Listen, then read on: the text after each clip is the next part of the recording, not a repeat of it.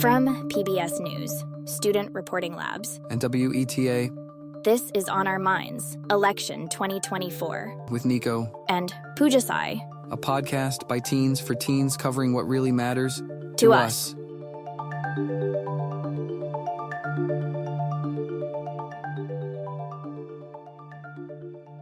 Hey, Pujasai. Hey, Nico.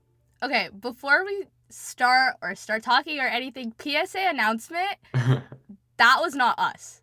Those were not our voices. You know, our producer made that intro with AI-generated voices, so please don't mistake that for us.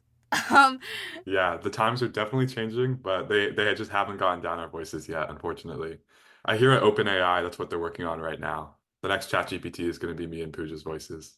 Well, according to you, that was my voice. When we first listened to it, you're like, that sounds like you, Pooja. I mean, what can I say? AI-generated content is everywhere. And that's what we're talking about today, AI and misinformation.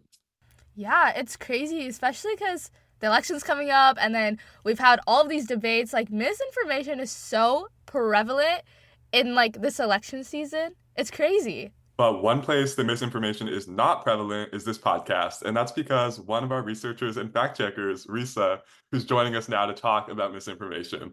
Hey, Reesa. Hi, guys. How you guys doing today? Good. Okay, I gotta pause. Nico, you ate.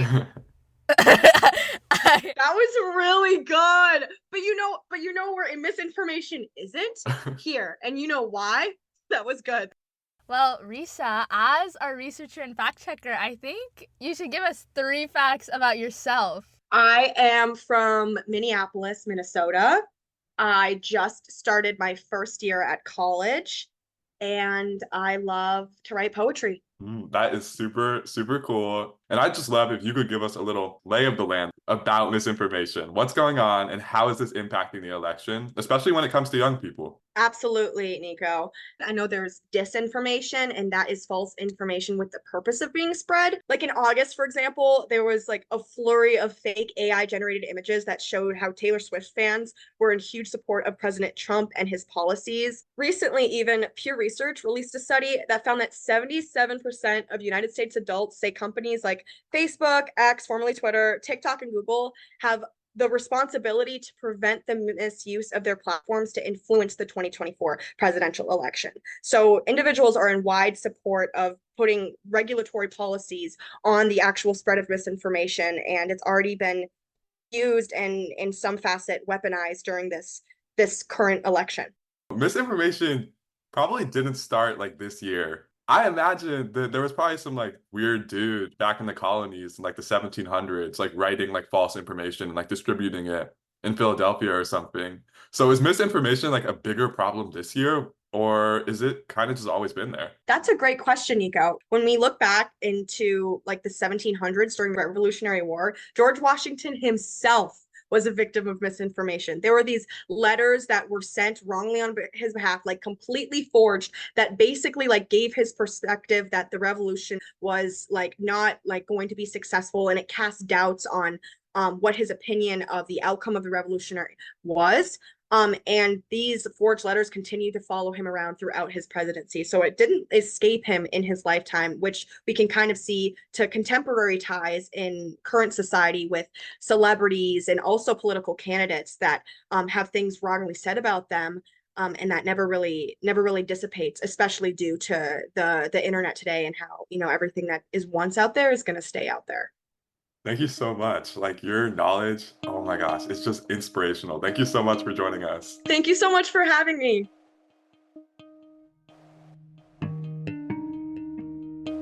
Up next, special correspondent Simran Gupta from Cumming, Georgia, spoke with Dr. Oren Etzioni. He's the founder of TrueMedia.org, which is a nonprofit fighting political deepfakes. They developed a deepfake detection tool that anyone can use to test if a social media post or website contains deepfake content.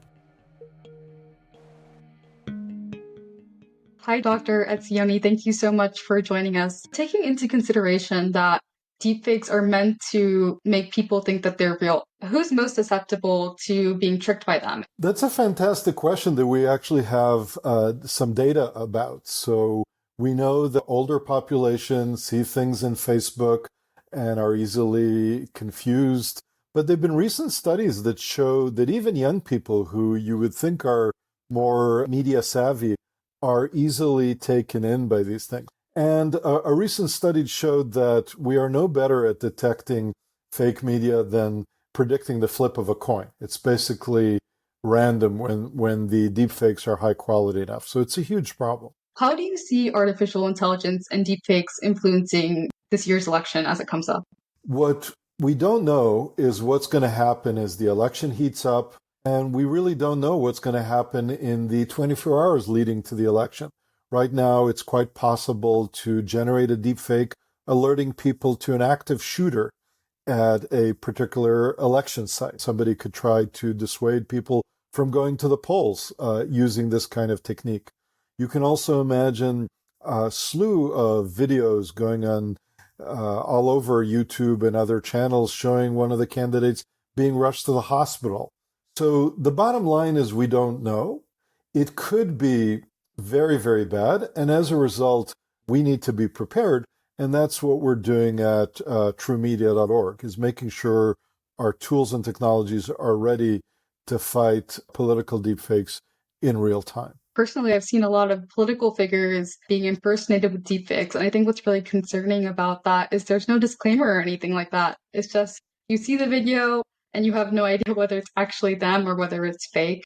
And so do you think that AI could be the deciding factor, like the tipping point that determines what happens in the 2024 presidential election? In our election, because it's so narrowly contested and because it comes down to a small number of swing states, it could have a sizable impact. We just don't know what's going to happen, which is why we're emphasizing being prepared. And I would say being prepared in two ways. One is the technical tool which we've developed, but also the work that you're doing and that we're doing in this conversation, which is increasing people's media literacy, right? People have to be aware that just because you saw something does not necessarily mean that it's real. And so who do you anticipate will be using AI and deepfakes to interfere with the election? As we're scouring social media and looking for these, we do find deepfakes being created by both sides. So it does not seem to be a partisan thing. And again, truemedia.org is nonpartisan. We all have our political beliefs, but I don't believe any candidate should win based on manipulated media, based on the public being duped. So that's point number one. Point number two, it's already been very much documented that disinformation operations affiliated with Russia, affiliated with China and other groups are active in elections, for example, in Taiwan, but also in this country. It's now the case that a small group, right? You don't have to be a state actor. You don't have to be heavily funded. A single individual, like the one who created the Biden robocall, was a political consultant, can do something that appears quite credible. A lot of people, especially teenagers and young adults, are afraid of AI for that reason and for other reasons as well. So do you have any advice for teens on how to advocate for accurate and truthful media, or at least how to get their voices out and to raise their concerns with the people who do have the power to make those decisions? I love that question because I also, even though I'm not a teen, as a private individual, sometimes feel very helpless. But I want to remind people that we have this huge privilege of being in a vibrant democracy.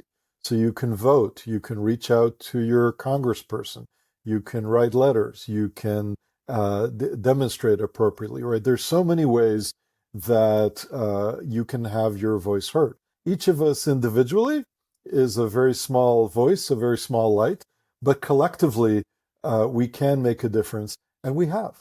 I really want to say thank you so much for taking the time to do an interview with us. Thank you. It's really my pleasure.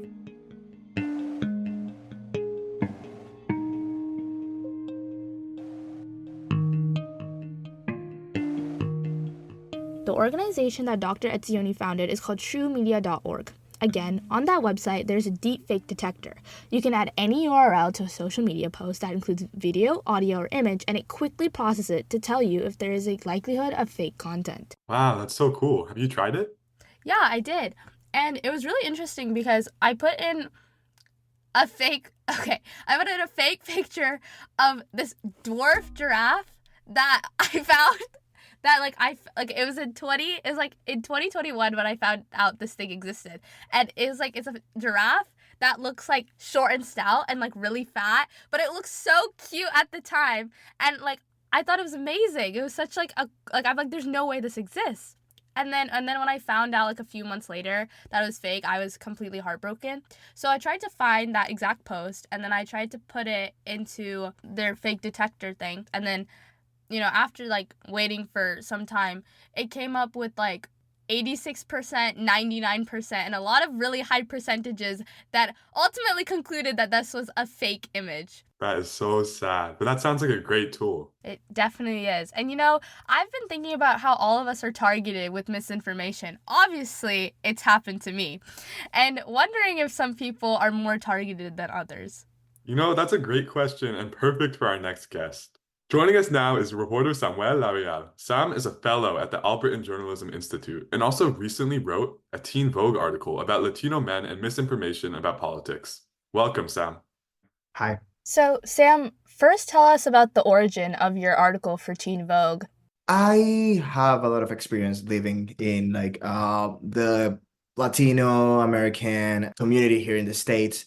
I have seen a lot of misinformation, both targeting me and people around me. It's very common to hear a lot of conspiracy theories and a lot of misinformation and disinformation in these kind of spaces, Spanish language spaces that are often underreported and under supervised by other people. One of my sources forwarded me a study that Harmony Labs did in 2022, studying the internet habits of young Latino men and young Latinos in general. Young Latino men specifically, they tend not to look for, search, or engage with political content on the internet. They usually spend a lot of time in gaming spaces, in sporting spaces, and are not reached by conventionally political content or news media. They're usually very easily targeted by misinformation or disinformation because they can lack the context that can help you out to discern between what's true or what's fiction. In your article, which by the way we will link in the show credits, you write that political disengagement among young Latinos has rapidly grown in recent years. Tell us why that is.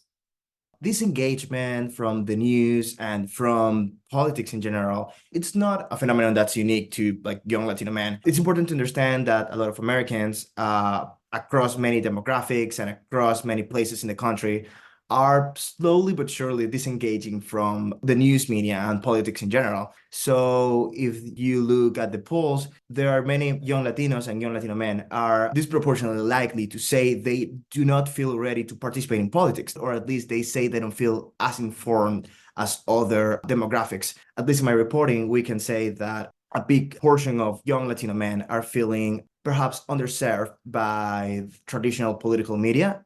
So how does this increasing political disengagement among young Latino men impact their vulnerability towards misinformation? At least in my reporting specifically, what I saw were mostly very casual pieces of misinformation and conspiracy theories. So you see them on the comment sections of videos and the comment sections of streams. You see the streamers just interacting with those very casually, very, almost as memes. And what happens is that these kinds of nuggets of misinformation can be shared once and again and again and again, where people just incorporate them and just share them as if it was a fact of life. And it became a part of the background of their understanding of the world. How can young Latino men be cautious and aware of this political misinformation if they're not fortunate to be in these spaces where, streamers or maybe other sports spaces that have these authentic conversations about politics? It's certainly hard to reach people who, in a sense, cannot be reached or do not want to be reached, or perhaps the algorithm does not lead them to interact with politics in a natural way. United We Dream is a pro-immigrant advocacy group, and they are trying to reach these young Latino men in the spaces where they already are. And they try to reach out to these influencers and try to engage these kinds of conversations, try to encourage them to share their immigration experience, their immigrant lived experience, and perhaps try to bring other people from the communities and try to humanize their perspective as immigrants. I do need to caveat that measuring the effectiveness of influencer campaigns is very hard, and people in these communities can receive the messages in very different ways. Thank you so much. Thank you so much. No, thank you.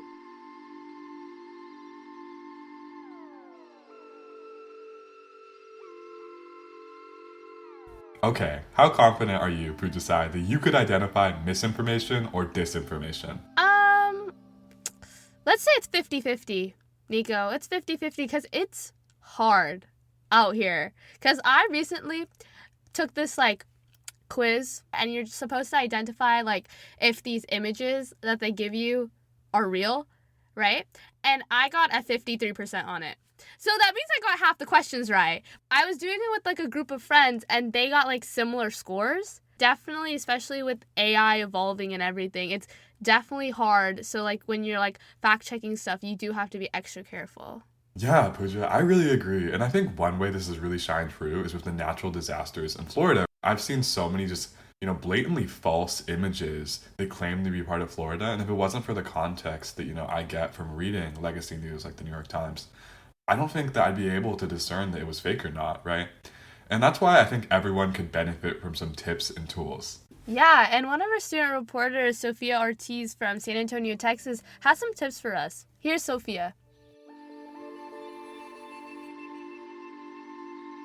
In the world of technology, misinformation, disinformation, deepfakes, and AI are on a dangerous rise. One organization, MediaWise, is providing media literacy education. MediaWise is a nonprofit and nonpartisan initiative of the Poynter Institute. They have a teen fact-checking network, which is like a virtual newsroom, made up of middle and high schoolers. I'm actually one of their teen fact-checkers, producing TikTok fact-checks of some crazy claims. But I recently spoke with a fellow teen fact-checker named Clara Tripp. I'm a teen fact checker for MediaWise, which means that I find claims online that look like they might not be completely legit. And we create videos that explain to the public, how to fact check a claim while eventually fact checking that claim. But really the emphasis is on teaching people how to do it so that not only are they learning from the video specific facts, but they're learning, how to build their own skill set when navigating the media. How and why did you get involved? So I first found MediaWise 4 or 5 years ago when I was in 8th grade. I started doing it in the last election season in 2020. It's kind of crazy that we're coming back around, but there were tons of claims circulating about the election then. But, I see my friends repost things all the time and I'm like, hey, this is not legit. So I think that's why it's so important that everyday people understand how they can be checking these claims and how they can always be alert about, looking for claims and questioning their reactions to posts. One big kind of thing to look out for when it comes to misinformation is things that cause an emotional reaction, because a lot of times it will be kind of a shocking claim and you have this really strong reaction to it, and so you don't really stop to think and question, is this even true? What tips do you have for teens that come across a sketchy account or a crazy post? If there's if you're having an emotional reaction, you should stop and you should look into the claim. I mean, even just a quick Google search is better than just if you immediately share that TikTok or that Instagram post. And then another thing is read multiple sources. That's really important. Do lateral reading to make sure different sources are kind of backing each other up. If you can't find a really reputable one that's helping you, there's specific sites. There's sites like TinEye or Invid that will help you check AI, altered photos and videos and things like that. I mean, a lot of times even they have flag things. Instagram and TikTok and Twitter will flag it as this is misinformation, and people still should even those things, the most basic things, look for that. If you see that, don't share the claim. In a media-saturated and tech-savvy world, media literacy has never been this important, now becoming an essential skill for all users over all platforms. Remember to not always believe what you see online and do some research before sharing.